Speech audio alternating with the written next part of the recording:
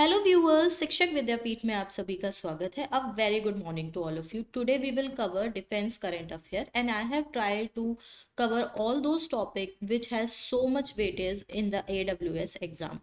So let's start.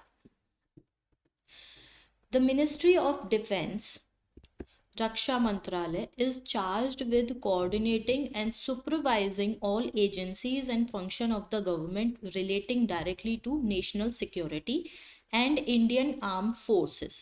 The President of India is the ceremonial commander in chief of the armed force of the country. The Ministry of Defense provide policy framework and resource to the armed forces to discharge their responsibility in the context of the defense of the country. See, there are so many questions come from the defense related topics ministers, high position leaders, rank, and recent current affairs like what the new technology discovered by DRDOs and all about the deals which we are doing. So we will cover in a segments. Today we will cover about the ministries, about the commanders, general, rank, and a well. See, I have so much. I believe that in recent exams, all exams whatever will conduct in 22, Bipin Rawat, General Bipin Rawat will be a very important question in all those exams, including AWES.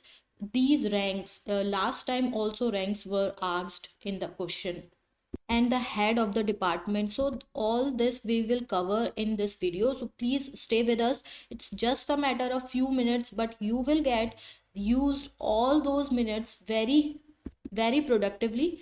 So let's come back to the topic. The Ministry of Defense, we have read this, including Indian Army, Indian Air Force and Navy, and Indian Coast Guard under the Ministry of Defense, are primarily responsible for ensuring territorial integrity of India. Okay, at present, undergoing new creation of National Defense University or training of military officer and concerned civilian officials will be administrated and overseen by the ministry.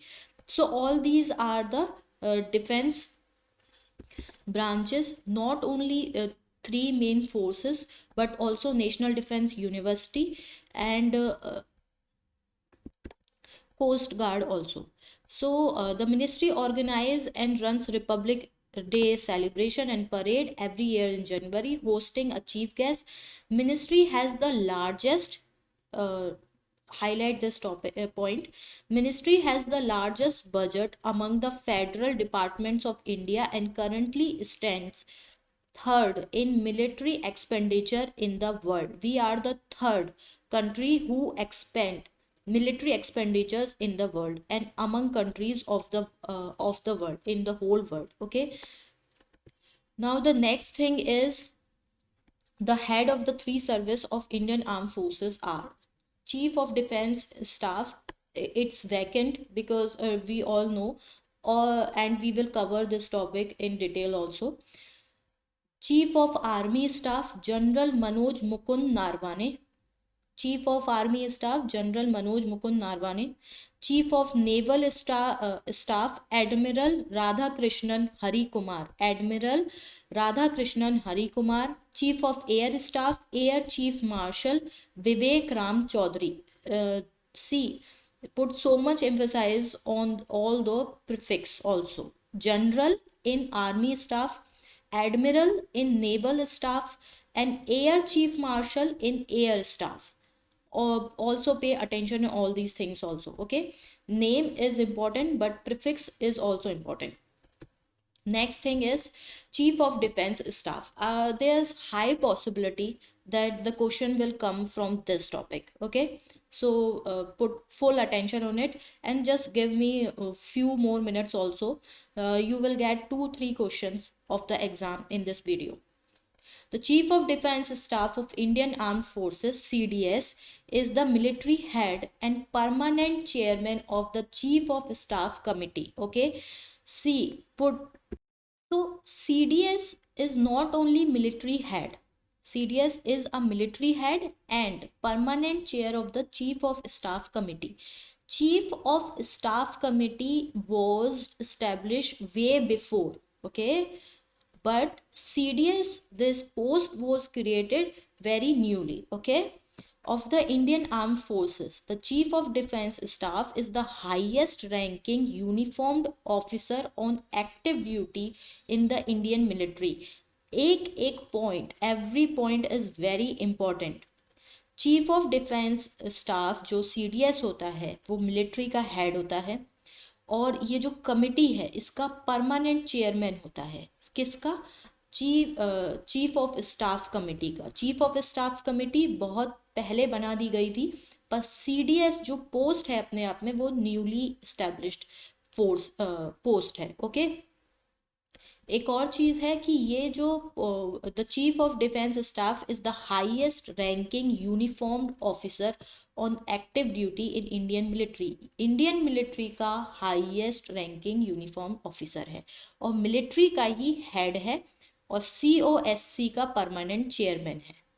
The chief also head the department of military affairs.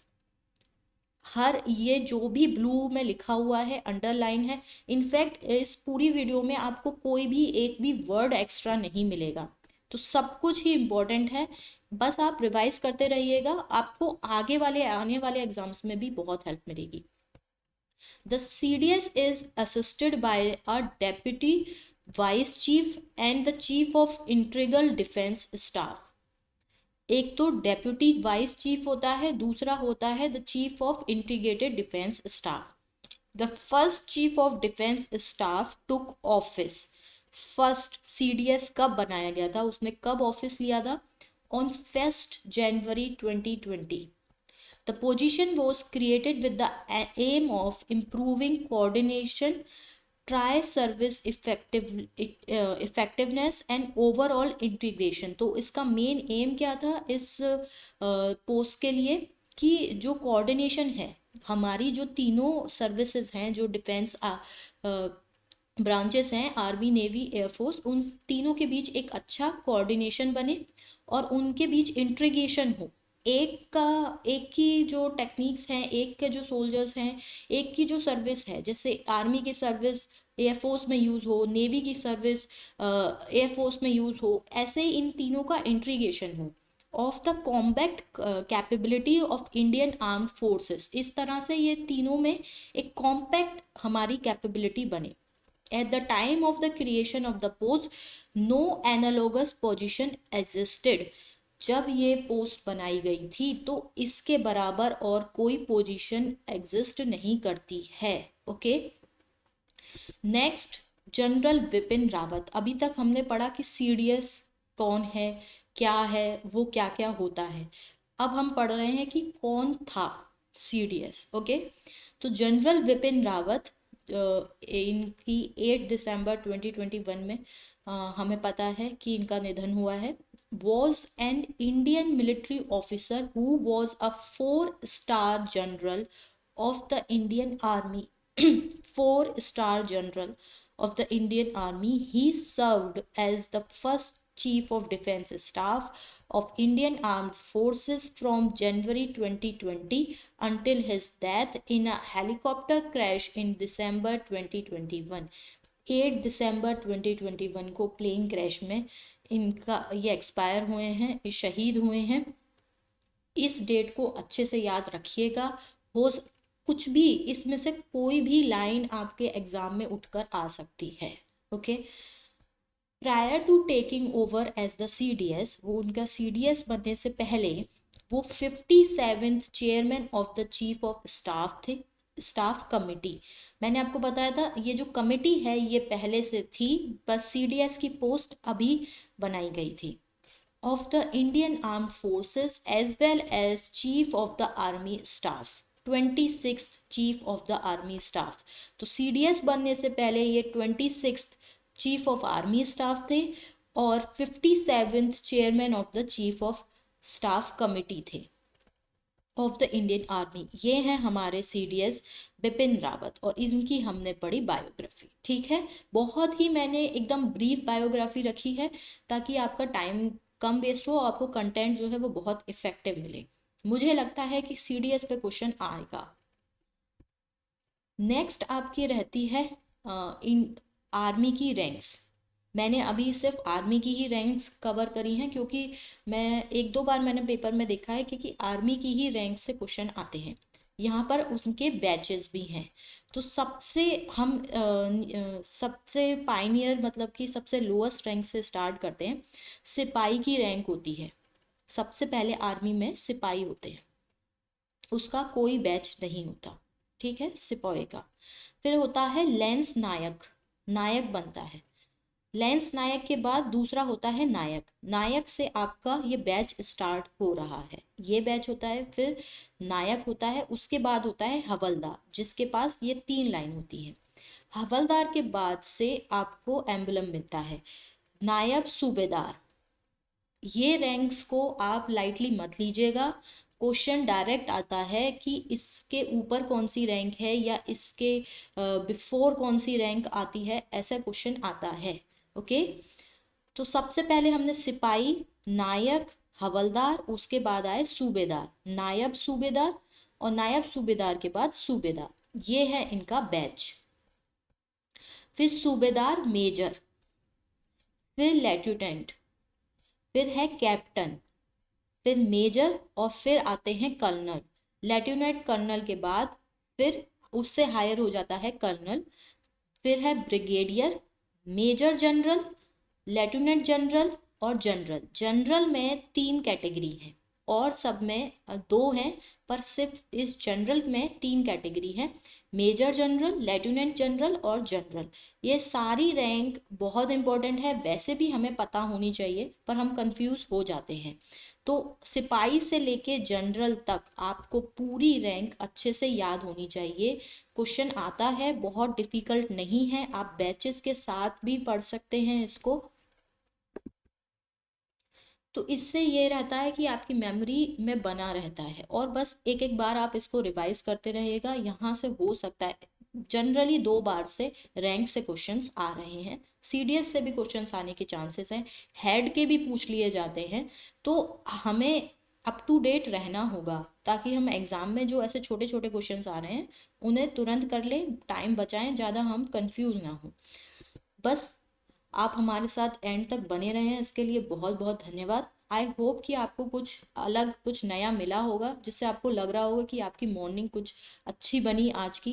Video post करने में थोड़ी technical issues की वजह से late हो गया, but हाँ अब आप बने रहिएगा क्योंकि मैं जो अगले करंट अफेयर्स लेकर आने वाली हूँ आप लोगों के लिए वो है टेक्नोलॉजी से रिलेटेड, ऐप्स से रिलेटेड। इस पे क्वेश्चंस आते ही आते हैं, बस वैसे भी उन्हीं कैटेगरीज को कवर कर रही हूँ जिससे क्वेश्चन आने की संभावना बहुत ज़्यादा है। तो आप इस वीडियो 15-20 मिनट से ज़्यादा की वीडियो में नहीं रखती हूँ बिकॉज आई नो कि बोरिंग हो जाता है। शाम को आपको एनसीईआरटी, फिजिक्स, केमिस्ट्री, बायो तीनों चीज़ें हम एक एक दिन में कवर करेंगे। एक दिन में फिजिक्स, केमिस्ट्री, बायो, और उसके बाद आपको एसएसटी का इतना ब्रीफ मैं आपको ये मान लीजिए आधे घंटे में पूरी हिस्ट्री कवर करवाने वाली हूँ। इन कंटेंट को लाने में थोड़ा टाइम लगता है, पर हाँ मैंने बोला है 15 डेज में मैं आपका इतना करवा दूंगी कि आप जब एग्ज़ाम देने जाएंगे, अगर आप लगातार बने रहेंगे हमारे साथ, रिवीजन करते रहेंगे, तो आप में बहुत कॉन्फिडेंस होगा। एंड आई होप कि कुछ अच्छा ही आपको वहाँ से प्राप्त हो, आपको स्कोर कार्ड मिल जाए। तो आप अंत तक हमारे साथ बने रहे, इसके लिए बहुत बहुत धन्यवाद। आपका दिन शुभ हो और शाम को वीडियो ज़रूर देखिएगा, एक बहुत इंपॉर्टेंट वीडियो आने वाली है। धन्यवाद।